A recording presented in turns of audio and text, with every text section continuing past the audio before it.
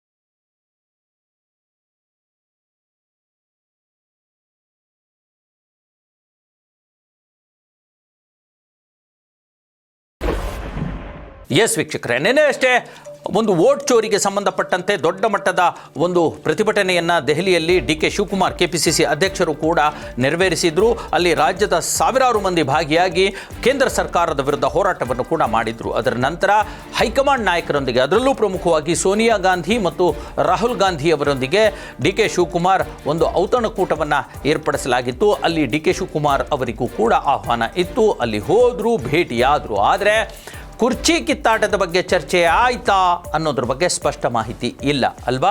Actually ಅಲ್ಲಿ ಆಗಿರ್ತಕ್ಕಂಥದ್ದು ಕುರ್ಚಿ ಕಿತ್ತಾಟದ ಕುರಿತಂತೆ ಯಾವುದೇ ರೀತಿಯ ಚರ್ಚೆ ಆಗಲಿಲ್ಲ ಅನ್ನೋವಂಥದ್ದು. ಈಗಾಗಲೇ ಡಿ.ಕೆ. ಶಿವಕುಮಾರ್ ಅವರು ತಮಗೆ ಇರತಕ್ಕಂಥ 35ರಿಂದ 40 MLAಗಳ ಬೆಂಬಲ ಪತ್ರವನ್ನು, ಸಹಿಯುಳ್ಳ ಪತ್ರವನ್ನು ಕೂಡ ತೆಗೆದುಕೊಂಡು ಹೋಗಿದ್ರು ಅಂತ ಹೇಳಲಾಗ್ತಾ ಇದೆ. ಕಾಂಗ್ರೆಸ್ ಮೂಲಗಳಿಂದಲೇ ಈ ಮಾಹಿತಿ ಬರ್ತಾ ಇರ್ತಕ್ಕಂಥದ್ದು.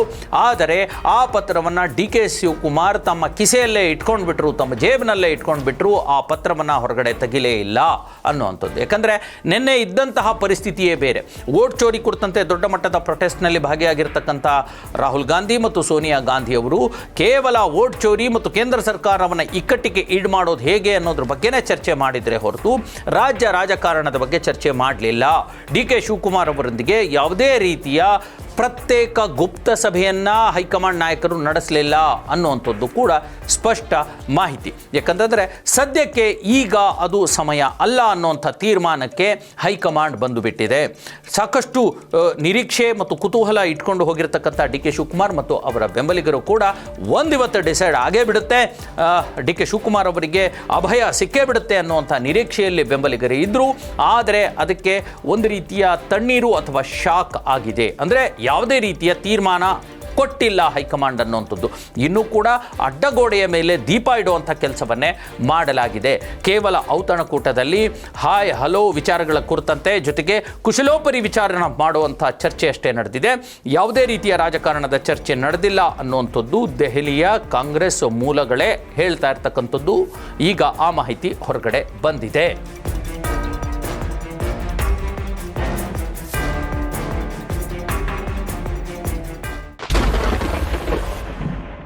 ಎಸ್ ವೀಕ್ಷಕರೇ, ಹಾಗಾದರೆ ಏನಾಯಿತು ಲಂಚ್ ಮೀಟಿಂಗ್ನಲ್ಲಿ ಡಿ.ಕೆ. ಶಿವಕುಮಾರ್ ಮತ್ತು ಹೈಕಮಾಂಡ್ ನಾಯಕರ ನಡುವೆ ಅಂತಂದರೆ, ಬಹಳ ಪ್ರಮುಖವಾಗಿ ಕಣ್ಣಾರೆ ಕಂಡಿರತಕ್ಕಂಥ ಡಿ.ಕೆ. ಶಿವಕುಮಾರ್ ಜೊತೆಗೆ ಇದ್ದಂತಹ ಕಾಂಗ್ರೆಸ್ನ ಮುಖಂಡರೊಬ್ಬರು ಕೊಟ್ಟ ಮಾಹಿತಿಯ ಪ್ರಕಾರ, ಯಾವಾಗ ಸೋನಿಯಾ ಗಾಂಧಿ ಮತ್ತು ರಾಹುಲ್ ಗಾಂಧಿ ಅವರು ಇರತಕ್ಕಂಥ ಆ ಒಂದು ಕಾರ್ಯಕ್ರಮಕ್ಕೆ ಡಿ.ಕೆ. ಶಿವಕುಮಾರ್ ಹೋದರು, ಬಹಳ ನಗುಮೊಗದಿಂದಲೇ ಅವರನ್ನು ನಗುತ್ತಾ ಸ್ವಾಗತ ಮಾಡಿದರು. ಸೋನಿಯಾ ಗಾಂಧಿ ಮತ್ತು ರಾಹುಲ್ ಗಾಂಧಿ ಇಬ್ಬರೂ ಕೂಡ ಡಿ.ಕೆ. ಶಿವಕುಮಾರ್ ಅವರ ಕೈ ಕುಲುಕಿ ಮುಗುಳ್ನಕ್ಕರು. ಜೊತೆಗೆ ಡಿ.ಕೆ. ಶಿವಕುಮಾರ್ ಕೂಡ ಅವರಿಗೆ ಕೈ ಕುಲುಕಿ ಮುಗುಳ್ನಕ್ಕಿದ್ದು ಆಯಿತು. ಅದೇ ವೇಳೆಯಲ್ಲಿ ರಾಹುಲ್ ಗಾಂಧಿ ಡಿ.ಕೆ. ಶಿವಕುಮಾರ್ ಅವರನ್ನ ಹೌ ಆರ್ ಯು ಡಿ.ಕೆ. ಅಂತ ಒಂದು ಖುಷಿಯಿಂದಲೇ ನಗುತ್ತಲೇ ರಾಹುಲ್ ಗಾಂಧಿ ಮಾತನಾಡಿಸಿದ್ರಂತೆ. ಅದರ ನಂತರ ಡಿ ಕೆ ಶಿವಕುಮಾರ್ ಕೂಡ ಐ ಆಮ್ ಫೈನ್ ಸರ್ ಅಂತ ಡಿ ಕೆ ಶಿವಕುಮಾರ್ ಹೇಳಿದ್ರು ಅನ್ನುವಂಥದ್ದು ಕೂಡ ಅಲ್ಲಿ ಕಂಡುಬಂತು ಅಂತ ಹೇಳಲಾಗ್ತಾ ಇದೆ. ಇದ್ರ ಜೊತೆಗೆ ನಂತರ ಮುಂದುವರೆದ Rahul you did good job ಅಂತ ಈ ಏನು ವೋಟ್ ಚೋರಿಗೆ ಸಂಬಂಧಪಟ್ಟ ಹಾಗೆ ಒಂದು ಪ್ರೊಟೆಸ್ಟನ್ನು ಕರ್ನಾಟಕದಿಂದಲೂ ಆಯೋಜನೆ ಮಾಡಲಾಗಿತ್ತು. ಆ ಕುರಿತಂತೆ ಯು ಡಿಡ್ ಗುಡ್ ಜಾಬ್ ಅನ್ನುವಂಥ ಒಂದು ಮಾತನ್ನು ರಾಹುಲ್ ಗಾಂಧಿ ಡಿ ಕೆ ಶಿವಕುಮಾರ್ಗೆ ಬೆನ್ನು ತಟ್ಟುವಂತಹ ಮಾತುಗಳನ್ನು ಹೇಳಿದರು ಅನ್ನುವಂಥ ಅದಕ್ಕೆ ಉತ್ತರವಾಗಿ ಡಿ ಕೆ ಶಿವಕುಮಾರ್ ಒಂದು ಕೊಟ್ಟಿರ್ತಕ್ಕಂಥ ಉತ್ತರ sir I did my duty only sir ಅಂತ ಹೇಳಿದ್ರಂತೆ. ಅಂದರೆ ನಾನು ನನ್ನ ಕೆಲಸ ಮತ್ತು ನನ್ನ ಕರ್ತವ್ಯವನ್ನಷ್ಟೇ ನಿಭಾಯಿಸಿದ್ದೀನಿ ಅನ್ನುವಂಥ ಒಂದು ಮಾತನ್ನು ಹೇಳಿ ವಿನಮ್ರರಾದರಂತೆ. ಈ ತರಹದ ಮಾತುಕತೆ ನಡೀತು ಅನ್ನುವಂಥದ್ದು. ಈ ತರಹದ ಅಂದರೆ ಇದೇ ಕುಶಲೋಪರಿಯ ಮಾತುಕತೆಗಳೇ ಆಗಿರ್ತಕ್ಕಂಥದ್ದು. ಅದರ ನಂತರ ಕೊನೆಗೆ ಅವ್ರು ಹೇಳಿರ್ತಕ್ಕಂಥದ್ದು ಹ್ಯಾವ್ ಲಂಚ್ ಅನ್ನೋವಂಥ ಒಂದು ಮಾತನ್ನು ಕೂಡ ರಾಹುಲ್ ಗಾಂಧಿ ಹೇಳಿದರು. ಅದಕ್ಕೆ ಡಿ ಕೆ ಶಿವಕುಮಾರ್ ಅವರು ನಕ್ಕು ಎಸ್ ಸರ್ ಅಂತಲೂ ಕೂಡ ಹೇಳಿದರು ಅನ್ನುವಂಥದ್ದು ಡಿ ಕೆ ಶಿವಕುಮಾರ್ ಅವರ ಜೊತೆಗೆ ಇರತಕ್ಕಂಥ ಪ್ರಮುಖ ಕಾಂಗ್ರೆಸ್ ನಾಯಕರು ಕೊಟ್ಟಿರ್ತಕ್ಕಂಥ ಮಾತುಕತೆಯ ವಿವರ. ಎಸ್ ವೀಕ್ಷಕರೇ, ಹಾಗಾದರೆ ನಿನ್ನೆ ಡಿ ಕೆ ಶಿವಕುಮಾರ್ ಮತ್ತು ಹೈಕಮಾಂಡ್ ನಡುವಿನ ಒಂದು ಏನು ಭೇಟಿ ಮಾತುಕತೆ ಕುಶಲೋಪರಿಗೆ ಸೀಮಿತ ಆಯ್ತಾ, ಯಾವುದೇ ರೀತಿಯ ಚರ್ಚೆಗಳು ಅಲ್ಲಿ ಆಗಲಿಲ್ಲ ಅನ್ನುವಂಥದ್ದು ಇದರಿಂದ ಸ್ಪಷ್ಟಗೊಳ್ಳುತ್ತಿದೆ. ಜೊತೆಗೆ ಯಾವುದೇ ವೈಯಕ್ತಿಕ ಭೇಟಿಯಾಗಲಿ ಅಥವಾ ಗುಪ್ತ ಸಭೆಗಳು ಕೂಡ ನಡೀಲಿಲ್ಲ ಅನ್ನುವಂಥದ್ದು ಹೇಳಲಾಗ್ತಾ ಇದೆ. ಹಾಗಾದರೆ ಯಾವಾಗ ಈ ಒಂದು ಕಥನಕ್ಕೆ ಅಂತ್ಯ ಹಾಡೋದು? ಇದೇ 19ರಂದು ಡಿಸೆಂಬರ್ 19ರಂದು ಸಂಸತ್ತಿನ ಒಂದು ಅಧಿವೇಶನ ಮುಗಿದ ನಂತರ ಡಿ ಕೆ ಶಿವಕುಮಾರ್ ಮತ್ತೆ ದೆಹಲಿಗೆ ಹೋಗೋರಿದ್ದಾರೆ. ಆಗ ರಾಜಕಾರಣ ಅಧಿಕಾರ ಹಸ್ತಾಂತರ ಕುರಿತಂತೆ ಅವರು ಸ್ಪಷ್ಟ ಚರ್ಚೆ ಮತ್ತು ಮಾತುಕತೆಯನ್ನು ಆಡಿಸಬಹುದು ಅನ್ನುವಂಥ ಸಾಧ್ಯತೆ ಇದೆ. ಇದ್ರ ಜೊತೆಗೆ ನಿನ್ನೆನೆ ಡಿ ಕೆ ಶಿವಕುಮಾರ್ ಮತ್ತಷ್ಟು ಪ್ರಯತ್ನಗಳನ್ನು ಪಟ್ಟಿದ್ದಾರೆ. ರಣದೀಪ್ ಸಿಂಗ್ ಸುರ್ಜೇವಾಲಾ ಕೆಪಿಸಿಸಿ ಉಸ್ತುವಾರಿ ಜೊತೆಗೆ ಪ್ರಧಾನ ಕಾರ್ಯದರ್ಶಿ ಆಗಿರ್ತಕ್ಕಂಥ ಕೆ.ಸಿ. ವೇಣುಗೋಪಾಲ್ ಜೊತೆಗೂ ಕೂಡ ಸೇರಿ ರಾಹುಲ್ ಗಾಂಧಿಯವರ ಸಪ್ರೇಟ್ ಮೀಟಿಂಗನ್ನು ಒಂದು ಸಪ್ರೇಟ್ ಟೈಮನ್ನು ಪಡ್ಕೊಳ್ಳೋಕ್ಕೆ ಪ್ರಯತ್ನ ಪಟ್ಟರು. ಆದರೆ ರಾಹುಲ್ ಗಾಂಧಿ ಸಪ್ರೇಟ್ ಟೈಮನ್ನು ಕೊಡಲಿಲ್ಲ ಅನ್ನುವಂಥ ಮಾಹಿತಿಯೂ ಕೂಡ. ಅಲ್ಲದೆ ಈ ಕಡೆ ಸೋನಿಯಾ ಗಾಂಧಿಯವರ ಅತ್ಯಾಪ್ತೆಯಾಗಿರ್ತಕ್ಕಂಥ ಅಂಬಿಕಾ ಸೋನಿ ಅವರೊಂದಿಗೂ ಕೂಡ ಕಾಂಟ್ಯಾಕ್ಟ್ ಮಾಡಿ ಸೋನಿಯಾ ಗಾಂಧಿ ಅವರನ್ನ ಟೈಮ್ ಕೊಡಿಸಿ ಅನ್ನುವಂಥ ಒಂದು ಪ್ರಯತ್ನವನ್ನು ಮಾಡಿದರು. ಆದರೆ ಸೋನಿಯಾ ಗಾಂಧಿ ಕೂಡ ಅವರಿಗೆ ಪ್ರತ್ಯೇಕ ಟೈಮ್ ಕೊಡಲಿಲ್ಲ. ಹಾಗಾಗಿ ಸದ್ಯಕ್ಕೆ ಕುರ್ಚಿ ಕಿತ್ತಾಟ ಅಥವಾ ಏನು ಪವರ್ ಶೇರಿಂಗ್ ಇದೆ ಅಥವಾ ಏನು ಚೇರ್ ಶೇರಿಂಗ್ ಇದೆ, ಅಧಿಕಾರ ಹಸ್ತಾಂತರದ ವಿಚಾರ ಸದ್ಯಕ್ಕೆ ಅಡ್ಡಗೋಡೆ ಮೇಲೆ ದೀಪ ಇಟ್ಟಿರೋ ತರಹನೇ ಆಗಿದೆ. ಇಲ್ಲೂ ಕೂಡ ಸೆಷನ್ ಮುಗಿಯುತ್ತೆ, ಅಲ್ಲಿ ಸಂಸತ್ನಲ್ಲೂ ಕೂಡ ಸೆಷನ್ ಮುಗಿಯುತ್ತೆ. ಆಮೇಲೆ ಡೆಲ್ಲಿಗೆ ಹೋದಾಗ ಇದರ ಅಂತಿಮ ರೂಪ ಸಿಗುತ್ತೆ ಅನ್ನುವಂಥದ್ದು ಈ ಸದ್ಯದ ಮಾಹಿತಿ.